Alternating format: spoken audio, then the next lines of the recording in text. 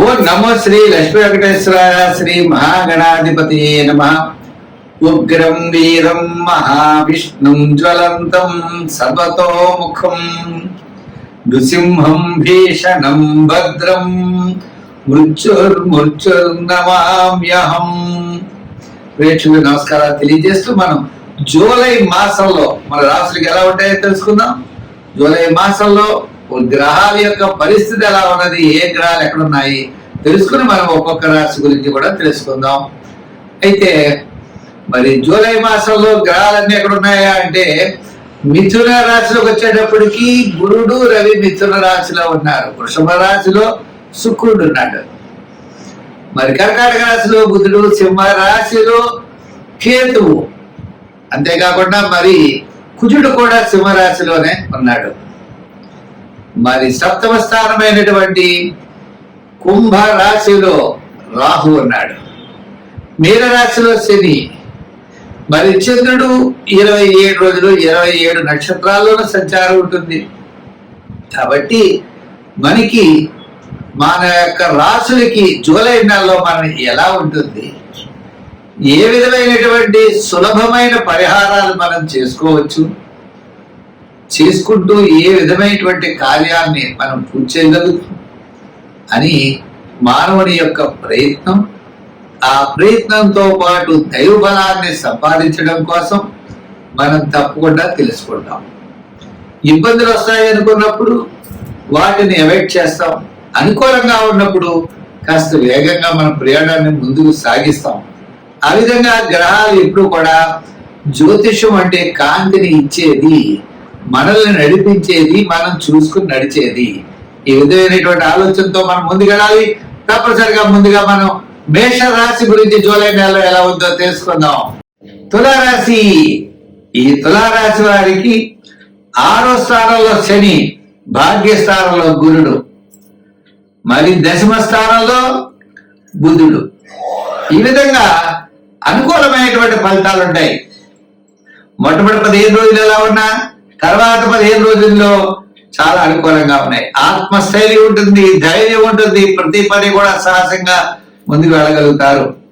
రాబోయే ఆపదలను గుర్తించి నివారించేటువంటి ప్రయత్నాలు చేస్తారు. ఇది అత్యద్భుతమైనటువంటి విషయం.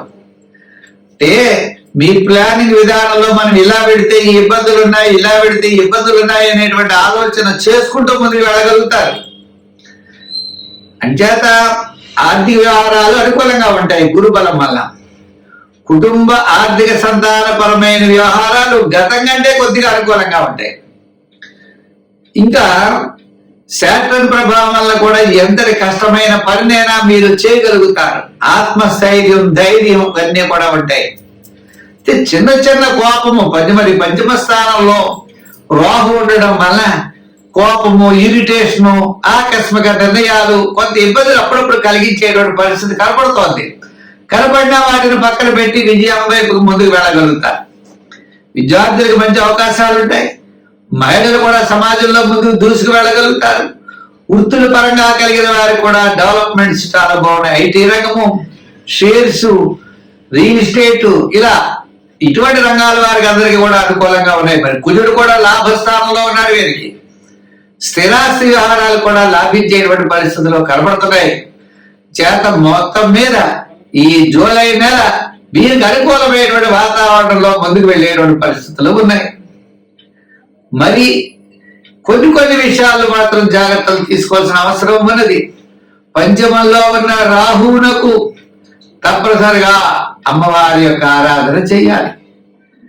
శివపార్వతులు కలిగిన దేవాలయానికి వెళ్ళి ఆ యొక్క శుక్రవారం నాడు అమ్మవారికి గౌరీ పూజ చెయ్యాలి. కుల దైవాన్ని పూజించాలి, గౌరీ పూజ చెయ్యాలి. గాజుల్లో లాంటి అమ్మవారికి ఇవ్వాలి. జాకెట్ కూడా గాజులు అమ్మవారికి సమర్పించి పుష్పాలతో, తెల్లని పుష్పాలతో అమ్మవారిని పూజిస్తూ ఉండండి. మీకు అవకాశం ఉన్నప్పుడు దుర్గా సప్తశ్లోకి అనే దాన్ని పఠిస్తూ ఉండండి. శుక్రవార నియమం చేయండి. వీలైనప్పుడు గాలులు చక్కగా వేసి అమ్మవారికి నైవేద్యం పెడుతూ ఉండండి. ఈ విధంగా అమ్మవారి యొక్క అనుగ్రహంతో వీరు సర్వత్రా విజయాన్ని పొందగలుగుతారు. స్వస్తి. వృశ్చిక రాశి. ఈ వృశ్చిక రాశి వారికి గ్రహాల యొక్క పరిస్థితిని బట్టి చూసినట్లయితే, మరి దశమ స్థానంలో కుజుడు, లగ్నాధిపతి దశమ స్థానంలో సింహరాశిలో ఉన్నాడు. మరి నవమ స్థానంలో మనకి బుధుడు ఉన్నాడు.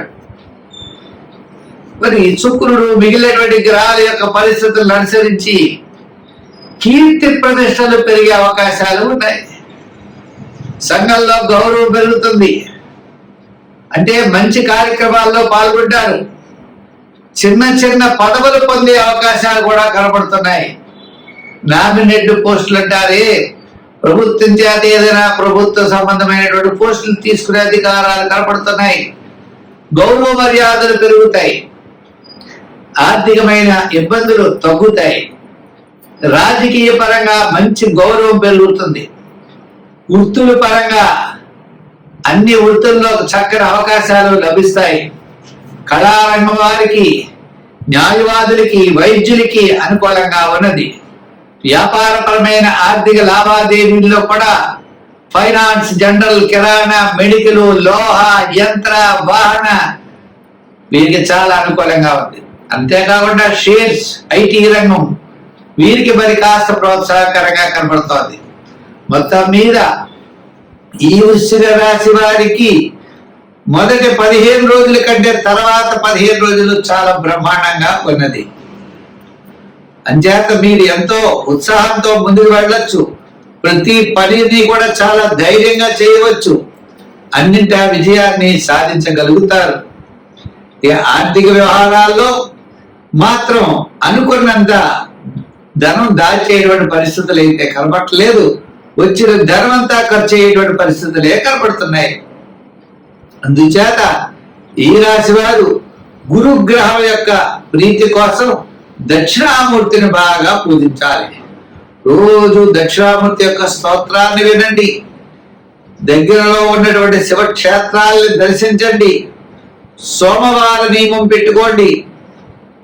ఆ చంద్రశేఖరుణ్ణి ఆరాధించండి. ప్రతి పనిని శ్రద్ధతో చెయ్యండి. మరి సంఖ్యల్లో 4, 9 సంఖ్యలు వాడండి. రంగుల్లో ఎరుపు, గ్రీన్ కలర్స్ వాడండి. ఆరాధనలో శివారాధన చేయండి.